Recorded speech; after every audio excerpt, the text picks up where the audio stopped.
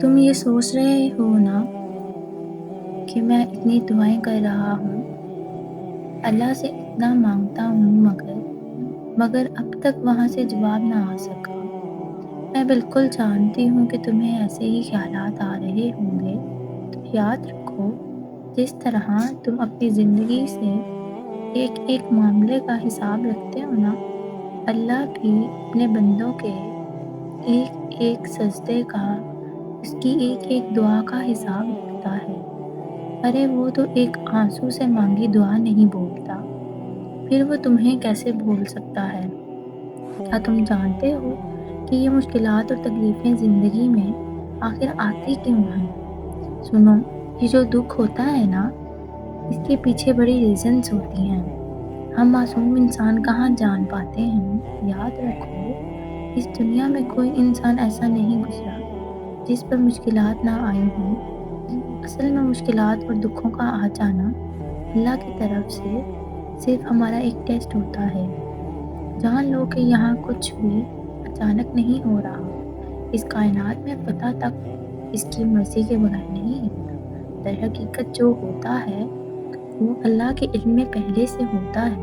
اللہ قرآن پاک میں ان دکھی دلوں سے فرما رہا ہے کہ تمہیں یہ مشکل تو نظر آئے گا، لیکن یہ آسانی سے جوڑا ہے، تاکہ تم افسوس نہ کرو ان چیزوں کا جو تم سے چھوٹ جاتی ہیں، یہ چھن جاتی ہیں۔ کوئی موقع تھا، ہاتھ سے نکل گیا، کوئی دولت تھی، ہاتھ سے نکل گئی، کوئی تمہارے من پسند چیز تھی جس کو تم بہت ضروری سمجھتے تھے، ہاتھ سے نکل گئی۔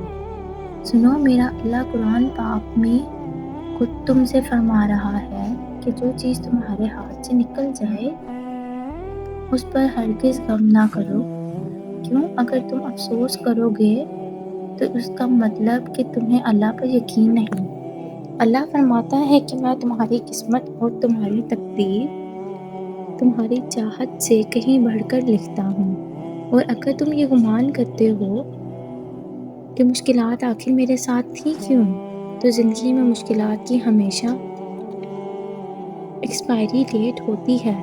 غم مسلسل نہیں رہتا، یہ صرف تمہارا ایک ٹیسٹ ہے جس کا دورانیہ کسی کے لیے کم اور کسی کے لیے تھوڑا سا زیادہ ہو جاتا ہے، لیکن جو جتنی بڑی آزمائش سے گزرتا ہے وہ نوازا بھی اتنا ہی جاتا ہے۔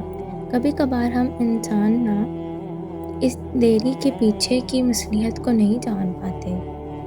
جان لو کہ اللہ کبھی بھی تمہارا نقصان نہیں کرتا۔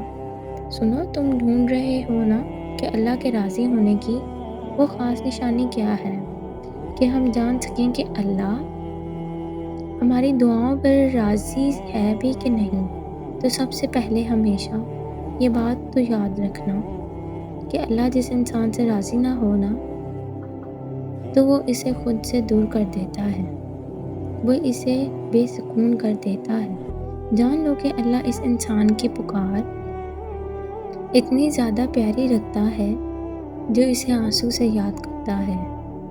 تمہیں پتہ ہے، اللہ ایسے انسان کی پکار پر فوری کن کر دیتا ہے جو دکھوں میں اس کا شدت سے طلبگار ہوتا ہے اور اس کی رحمت کا صبر سے انتظار کر رہا ہوتا ہے۔ سنو، تم ایک بات اپنے پاس آج لکھ لو تاکہ تم کبھی بھول نہ پاؤ کہ زندگی میں انسان پر جو بھی مشکل آتی ہے نا، وہ اللہ کی طرف سے صرف ایک ٹیسٹ کے طور پر آتی ہے، جس میں تمہارے صبر اور تمہارے یقین کا ایک امتحان لیا جاتا ہے۔